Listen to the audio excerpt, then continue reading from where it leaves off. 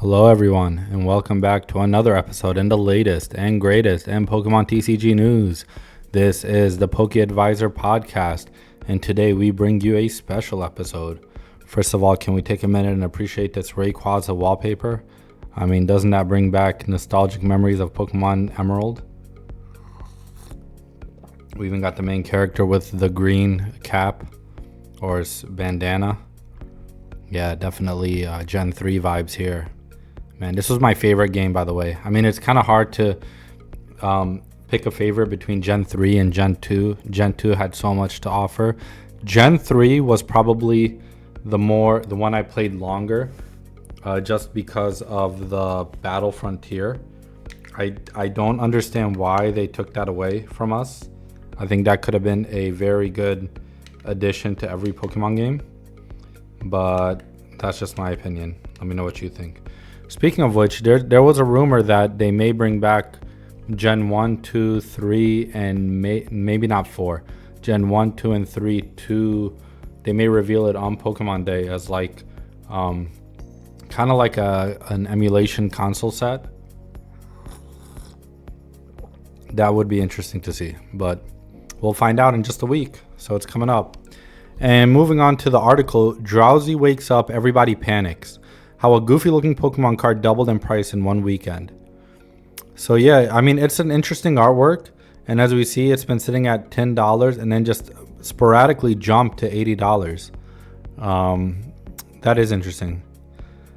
Drowzee wasn't even ranking in the top 10 a year ago, but now it's become one of the most valuable.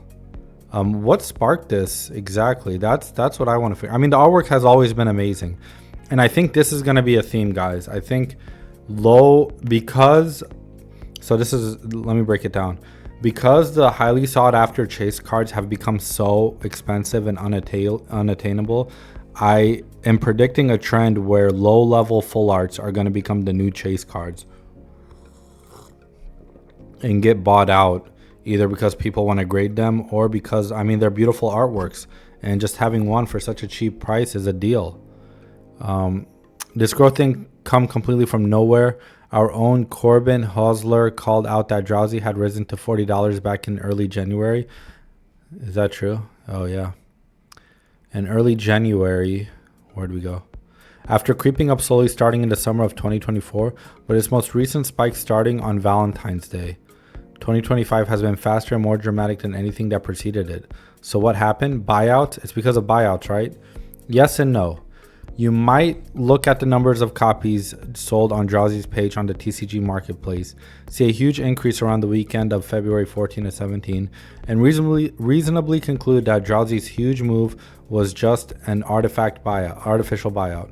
Clearly, someone bought way more copies of Drowzee than the average collector would normally buy for personal use, possibly in an attempt to raise its price. And that sudden burst of demand wiped out the lower cost listings and made Drowzee's price spike. I'm here to tell you that there was indeed a major buyout on Drowzee 210, at least two of them actually. The twist is the last of them occurred 5 months ago. Interesting. Here's the price chart for Drowzee from January 1st through February 17. The blue line shows the market price each day, and the green bars show the relative number of copies sold that day. I've highlighted the 3 days with the highest total sales of Drowzee 210. So here, and here. July 13, after hovering between $4 and $8, sales of Drowzee rose to their highest price point release weekend with an average of 7 copies per buyer, up from 1.6 the day before. That started a slow spike to a market price of $13 before the price settled at above $9. In September, another buyout took things further. That spiked the price again to over $14 before Drowzee settled down to $10. If you're keeping score, that's 2 buyouts, each of which resulted in a spike that corrected itself within a month to just $1 more than the original market price. Not terribly exciting. What followed was more interesting. Over a sustained period of increased demand starting in October, Drowzee's price crept slowly but steadily upward over the rest of the year, eventually surpassing the market price it held at the peak of either of its buyouts induced price spikes. Then as 2024 turned to 2025, it surged higher than ever before, nearly reaching $40 and stabilizing above $30. Throughout this period, the average number of copies per buyer stayed low. A mini buyout around mid-December pushed the average number of copies per buyer up to 5, but the total number of copies sold that day remained below either of the previous buyouts. Finally, we get the most recent spike. On February 14, the price for Drowzee was $35, but the typical bump in sales we see on weekends kicked off a sudden price jump, which attracted more attention, increasing the number of sales and sellers' asking price. By February 17, Drowzee had almost doubled to $72, catapulting into competition for the most expensive IR card of all time. Across those 3 days, the highest average number of copies per buyer was just 1.7. What individuals failed to do on their own twice, a crowd accomplished immediately. Pocket changed the game. I can't tell you that speculative buying had nothing to do with Drowzee's recent price hike. It almost certainly did. Surely at least one buyer who picked up Drowzee last weekend hoped to make money off the card's sudden success. But I hope I've made the case that buyouts and similar activity by resellers can't be the only factor here, or even the most important factor. Otherwise, we'd have seen a spike like this back in September. The real culprit, in my opinion, blame Pokemon TCG Pocket. So it sparked some interest over time. Look up search interest for the term Pokemon cards, and you can see a pretty clear inflection point around the start of October, right around when the marketing mobile app Pokemon TCG Pocket launched. That's the same time when Drowzee and many other cards started creeping all on their own. By the time Surging Sparks released on November 8th, the pack ripping simulator and gacha game with a battle mode attached had been downloaded over 30 million times. That number was over 60 million when Prismatic hit shelves. With Pikachu and Evolutions as their headliners, Surging Spark and Prismatic was always going to outperform the Gen 9 focus sets that released earlier in 2024.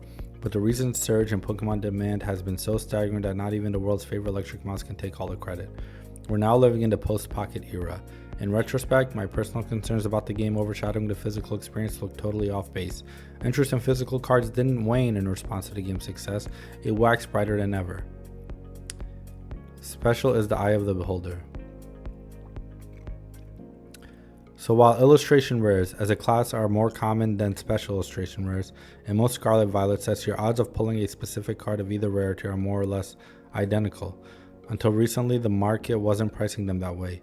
Even though they both feature unique full art cards, special SIRs like Gardevoir were treated as chase cards, and regular IRs like Drowzee were considered consolation prizes. But as more time has passed, fans' preference have shifted away from which cards are selling out in Japan or will get you the most karma on Reddit, and back towards more timeless qualities like featuring Gen 1 Pokemon and having unique looking art. And that's where I was gonna say, what lesson can we learn from this? And the lesson we can learn from this is, I think the next cards to make a very significant investment in are going to be Gen 1 Pokemon that are not found in Pokemon 151. Like this card here. I mean, it's already $50, by no means cheap. But I expect a significant price run for Ghastly as the full art. What else can we deduce? Maybe Obsidian Flame cards. I think of Obsidian Flame and Silver Tempest as having some good Gen 1 that are not 151, so not this one. Scizor would be an example, so only $17 right now. We can see a spike in Scizor, although it is not Gen 1. Pidgey for $12 right now.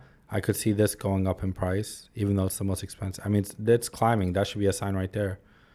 $14 for Gloom. Maybe not Charizard so much. I'm talking about the non-chase cards. $15 for Pidgeot.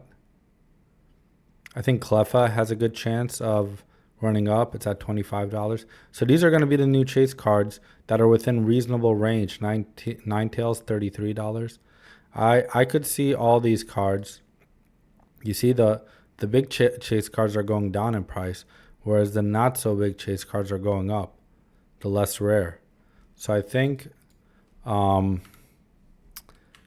that's the moral of the story, that we got to start looking at Gen 1 full IRs, full art rares that are not necessarily from 151, but are IRs. Scarlet Violet era for sure.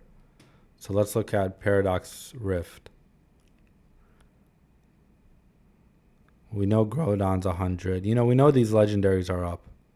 But we're not looking at legendaries. We're looking at Gen 1s from...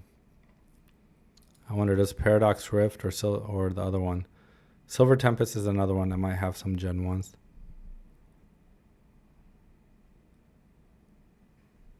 Maybe this article will have it. Okay, maybe Paradox Rift is more Gen 9 focused. Poliwhirl's a good example. I mean, look at this beautiful artwork. Easily see this going up in price. $20.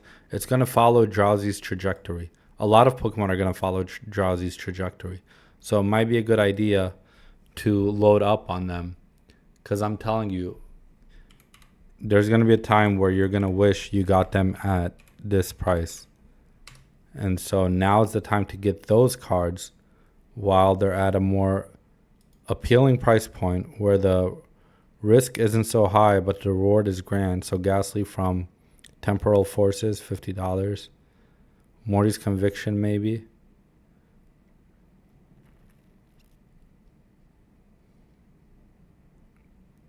Wow, this has gotten up in price. Whatever happened to Persian from Shrouded? Because that one has a lot of overlap, obviously. So Giovanni has come down back to $8. Persian has come down. I mean, still 60. That's still expensive. Houndoom, maybe. But you catch my drift. Look for the Gen 1 Pokemon that are not so heavily sought after. Because those are going to be the future chase cards that are going to be worth a lot of money. If that's what you want. If that's what you're investing for. Obviously, if you see something with nice artwork, by all means. Unknown, maybe. And yeah, let me know what you guys think. Don't forget to like, comment, and subscribe for your chance to win a Pokemon Center Elite Trainer Box Journey Together official Elite Trainer Box that comes out March 28th is when we announce the winner. And I will see you guys in the next one. All right. Thank you.